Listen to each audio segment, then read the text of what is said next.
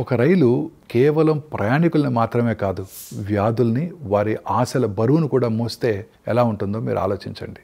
ప్రతి రాత్రి 9:30 గంటలకు పంజాబ్లోని బఠిండా నుండి రాజస్థాన్లోని బికనీర్కు ఈ క్యాన్సర్ రైలు బయలుదేరుతుంది.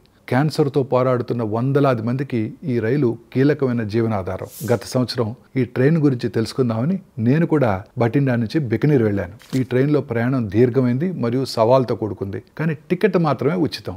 వైద్య ఖర్చులతో సతమతం అవుతున్న కుటుంబాలకు ఈ ప్రయాణంలో ఈ చిన్న సహాయం అందుతుంది. ఈ రైలు ఎందుకో తెలుసా మీకు? పంజాబ్లోని వ్యవసాయ భూమి తీవ్రంగా కలుషితమై ఉంది.